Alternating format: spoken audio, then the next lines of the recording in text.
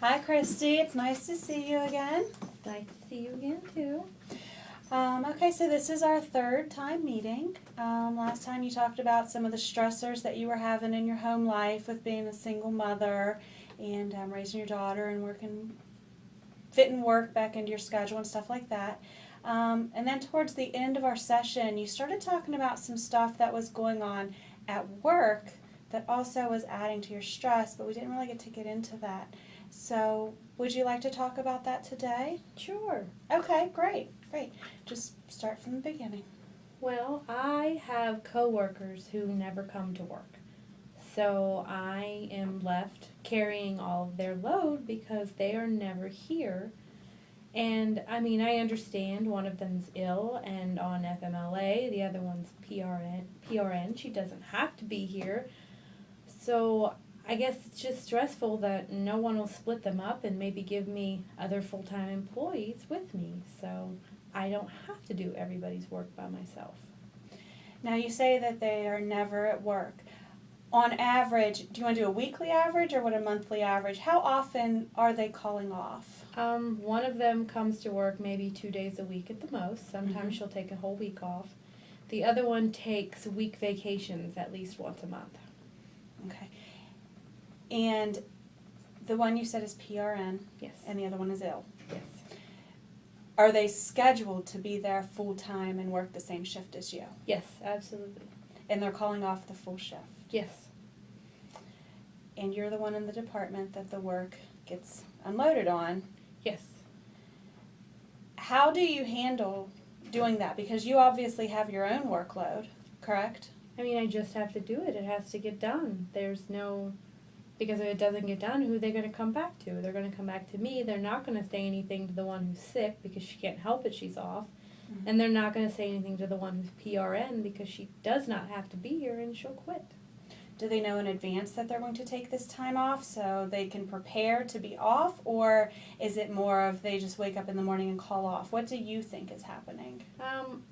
The one who has FMLA wakes up in the morning and calls off. Mm-hmm. And the other one schedules vacations, but also just decides when she wakes up in the morning that maybe she doesn't want to work today, so she doesn't come in. So the one who's ill, she might wake up and not feel good and call off, so her Yes. work is not done at all for the day, No. and there's nothing she can prepare for. Not at all. The PRN, sometimes, if she knows that she's going to be off, does she work ahead to kind of prepare herself, or is that just left for you? You can't really work ahead. There's no working ahead. No, there's no working ahead. What have you done to get through this? Well, how long has this been going on? How long has this been going on? Since I started, And how long have you been working at your current position? a little over a year. So for the whole year that you've been there, this has been going on consistently? Yes. Okay. What have you done to handle the extra workload? My work doesn't get done, so that the most important stuff does. And then obviously it comes back on me that my stuff isn't getting done. But yeah, I have to prioritize what's most important, what has to be done, what am I going to get in trouble for first. So the stuff that I know if it doesn't get done I'm going to get in trouble for first, then I do that. But the other stuff has to wait. So you have to take, I just want to get this right, so you take your workload and two other people. So you have 3 workloads. Yes. And you have to take all 3 workloads, prioritize what needs done first, second, third, and typically some of your work gets put off or not done as well as it should be, Yes. and then you'll get reprimanded for that. Okay. What are some things that you have done to confront this situation? Have you done anything at all? I mean, what can I do? One's sick. They're not going to do anything. You can't get rid of her. She's not well. She can't help it. She's not well. The other one, they made this agreement with her so she would stay. So obviously they're not going to do anything with that because they made her this employee. She's a full-time employee. She works full-time hours, but she gets no insurance and no vacation. So that was the deal for her to stay. So that way she wouldn't, because she likes to take so much time off, they don't allow time off if you don't have vacation. So they made this deal with her so she could take off whenever she wanted. So they're aware of the situation. How do you feel about that? I feel like they should split them up.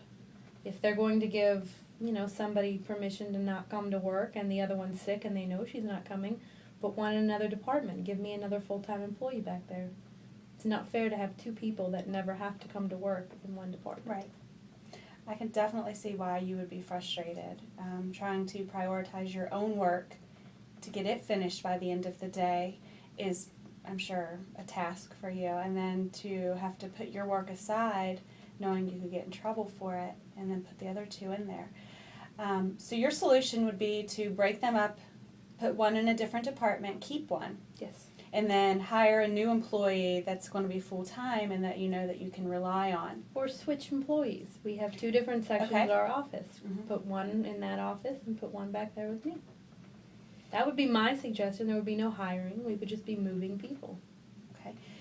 And the training of this person, if they just swapped someone, what would training time be? Would you have to do work for them while they were training a new employee to take over? No one did my work when I was training, so I wouldn't think so. So they would just kind of have to jump in and Yep. take over, and if they come from another department, they should know what's going on. Because basically we all do the same thing.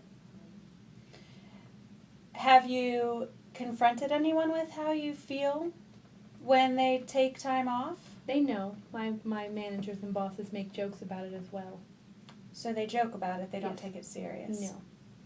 And how does that make you feel? Well, I think that's very inappropriate for my managers to make a joke. Oh, well, it looks like so-and-so's not here today. Mm-hmm. You know, good luck with that. And then they laugh and walk out.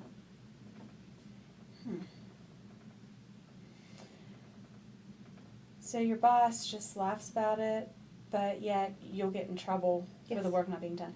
So your boss comes to you and says, Christy, you failed to do project A and B. And you know it's because you had other work that you were doing. What do you do?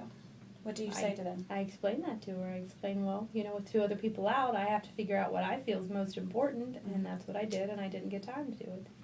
And then I get, well, it needs to be done by 4 o'clock today, and they walk away. So she jokes about them not being there. She sees that your work isn't done because you're doing other work. And then she gets mad at you, and you get reprimanded, even though she knows. Yes. How many people are in your office? Altogether, I think there's 15. In your department that you work in, mine? that this is affecting? There's 4 of us. So there's 4 of you. 2 call off, that leaves 2 in the office. Mm-hmm. What does the other employee She has feel like? the largest facility that we do, so therefore she can't really pick up any other workload. So she does the best she can, but she's a very angry person when it happens, and she's very mean, and it's very hard to approach her or ask her for help. So you would rather take on as much as you possibly can before asking her for help. I would rather take on as much as I possibly can than talk to her. So that's another story of stress in your Yes. office.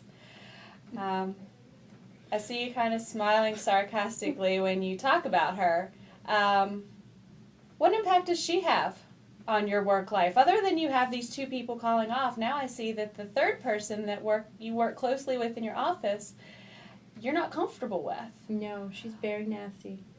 Very nasty. And could you explain to me how she's nasty? I ask her a question, and she'll huff and say, well, I'll get to it as soon as I can. And then in the middle of asking, if I'm asking somebody else a question, she'll snap at me and say, well, if you'd be quiet and listen to us, maybe we could explain it to you.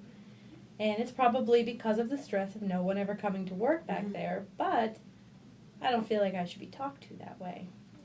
She will tell me when they're off, if you can do this work, but make sure you do it correctly. So it's just, she's very snippy, very, very nasty.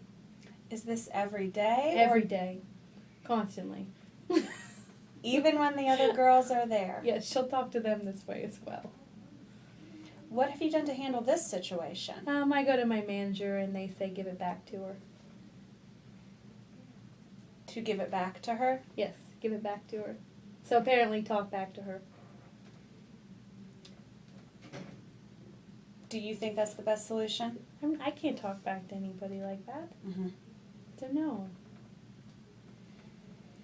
So it sounds like the environment that you work in is extremely stressful.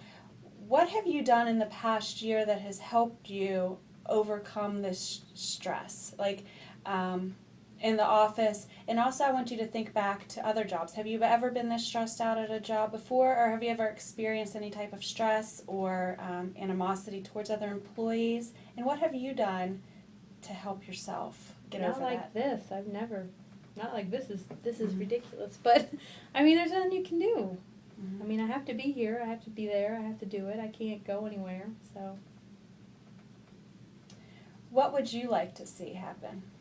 I would like for them to maybe explain to this lady that she shouldn't talk to her coworkers the way she does, and split up the two people who never come to work, and so I have help. Or maybe if she quit talking to me that way, I would have help. So do you think that if they split up these girls, did this part of it, do you think that would improve her attitude if she knew that there would be more help in the office? Do you think that would help her attitude? I think she's just a nasty person, but it may help a little bit. And have you talked to anyone about that idea? No. About the splitting the two up? No. Okay. Well, it seems like our session has ended today. I would like to start from here where we left off and talk a little bit more about how you think this would work, and maybe get a plan together with you to maybe sit down with your boss and see if something can't be worked out like that. Okay.